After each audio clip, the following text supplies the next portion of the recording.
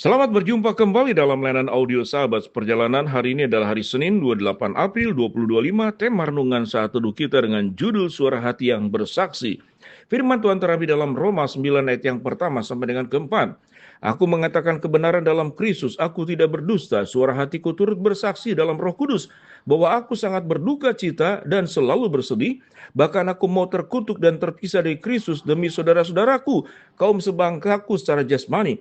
Sebab mereka adalah orang Israel, mereka telah diangkat menjadi anak dan mereka telah menerima kemuliaan dan perjanjian-perjanjian dan hukum Taurat dan ibadah dan janji-janji. Mari kita berdoa.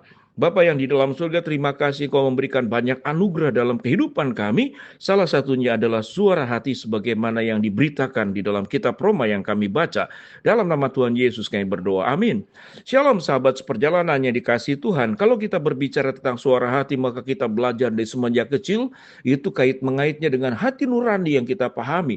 Apa itu hati nurani? Adalah hati yang diberikan pencerahan, hati yang disinari, hati yang diterangi oleh kebenaran-kebenaran. Kalau berbicara tentang kebenaran, kita memahami ada dua kebenaran. Satu, wahyu umum yang diberikan oleh Allah. Setiap orang yang sekalipun tidak percaya dan mengenal Kristus, mereka punya moralitas yang demikian menjadi anugerah Tuhan berikan kepada mereka. Sehingga tidak heran ada orang-orang yang tidak mengenal Kristus, tidak percaya kepada Kristus, tapi suara hati mereka jaga baik-baik, mereka pergunakan dengan baik-baik, maka mereka bisa menjadi orang yang begitu berkarakter, mereka punya dedikasi, mereka punya komitmen, mereka punya integritas. Kita tahu dengan jelas, para mereka yang menjadi aktivis-aktivis yang membela hak asasi manusia, banyak yang tidak percaya dan mengenal Kristus. Mereka memperjuangkan tidak hanya hak-hak manusia yang terpinggirkan, hak-hak manusia yang marginal, bahkan memperjuangkan hak-hak lingkungan, bahkan memperjuangkan air, memperjuangkan sungai, memperjuangkan bagaimana udara bersih, memperjuangkan laut supaya tidak terkena oleh berbagai macam limbah-limbah kimia, bahkan sampah-sampah plastik.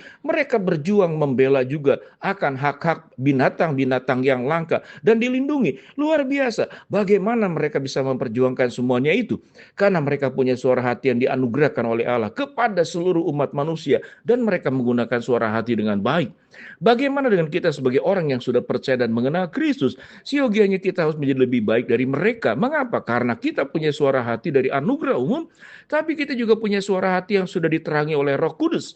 Sebagaimana yang dikatakan di dalam ayat yang pertama.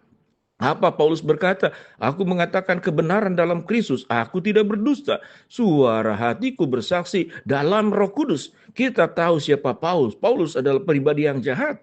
Hidupnya selama menggunakan suara hati justru adalah suara kegelapan yang dilakukan.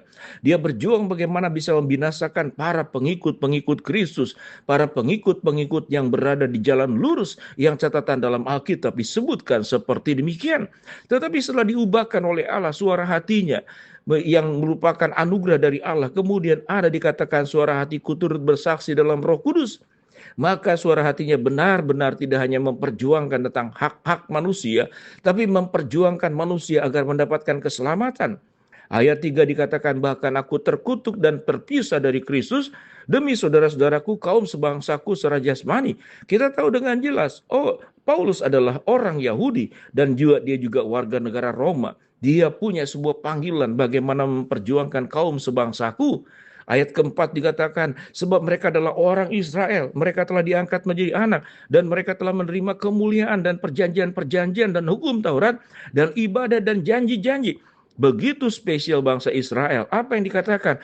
Bangsa Israel itu telah diangkat menjadi anak. Mereka menerima kemuliaan dan perjanjian-perjanjian dan hukum Taurat dan ibadah dan janji-janji. Lalu mengapa Paulus memperjuangkannya? Karena mereka yang sudah dipilih oleh Allah, tapi mereka menutup diri kepada Kristus. Bahkan orang Yahudi lah yang kemudian menangkap Yesus, kemudian menyalibkannya, punya niat untuk membinasakan dan menghilangkannya sama sekali.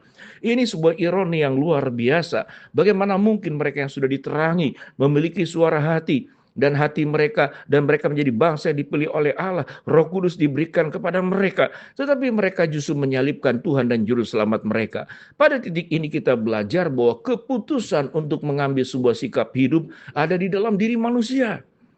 Manusia apakah mau mengikut Allah dalam hidupnya atau meninggalkan Allah? Manusia apakah dalam hidupnya mau memuliakan Allah atau justru mempermalukan nama Tuhan? Sekalipun Tuhan pada dasarnya tidak bisa dipermalukan, tapi seyogianya dia mempermalukan Tuhan lewat kehidupannya, artinya keburukan yang dilakukannya itu kemudian menciderai akan setiap anugerah kebaikan yang dianugerahkan Tuhan kepada mereka. Sahabat seperjalanan sampai titik ini, mari kita berbicara tentang suara hati yang ada pada diri kita masing-masing. Tatkala kita melakukan segala sesuatu, biasanya kita ada saat suara hati yang berbicara, bolehkah atau tidak bolehkah. Maka di sanalah biarlah kita menjadi orang-orang yang memastikan bahwa suara hati kita itu dikuduskan oleh Allah. Suara hati kita itu dipimpin oleh kebenaran firman Allah. Sehingga di dalam setiap kehidupan kita menjalankan kehidupan berdasarkan kebenaran-kebenaran firman Allah. Kita tahu dengan jelas, iblis pun akan berjuang membisikkan suaranya agar kita jauh dari Tuhan, agar kita tidak melakukan kebenaran, agar kita tetap hidup berkanjang di dalam dosa, terlibat di dalam dosa, semakin hari semakin dalam. Bila sahabat perjalanan, di dalam pergumulan kita boleh belajar berhening di hadapan Tuhan. Di dalam melewati banyak aspek, tatkala kita menghadapi kesulitan, masalah, maka ada suara kegelapan. Engkau harus khawatir, engkau harus bimbang, engkau harus takut. Karena ketakutan itulah banyak orang tidak lagi bersandar kepada Allah, tapi dia lebih takut kepada masalah. Dia kemudian menjadi orang yang pesimis, menjadi orang yang frustasi. Itu adalah suara hati keburukan dalam bentuk sikap pesimis, khawatir, takut, dan tidak percaya dan tidak beriman. Tapi juga ada suara kegelapan yang masuk dalam hidup kita, agar kita disuruh melakukan perkara-perkara buruk, dan iblis tahu dengan jelas adalah penipu, adalah pembujuk, adalah pembisik yang dilakukan itu kepada Adam dan Hawa, itu pun juga dilakukan kepada kita agar kita meninggalkan Allah. Biarlah sahabat seperjalanan kita menjadi orang-orang percaya, kita diberikan suara hati, tapi kita juga diberikan suara Roh Kudus yang memimpin kita, baik oleh Tuhan secara langsung kepada kita atau yang kita pelajari dari kebenaran firman Allah. Bila kita berjuang dan berkata kepada Tuhan, Tuhan tolong murnikan suara hatiku, jernihkan suara hatiku, bersihkan suara hatiku, dan bila suara hatiku hanya ada di dalam kekudusan, suara hatiku ada di dalam kebenaran, sehingga seluruh perbuatan-perbuatanku adalah perbuatan kebenaran, dan seluruh perbuatan-perbuatanku adalah perbuatan kekudusan. Bagaimana hidup benar dan kudus di hadapan Allah?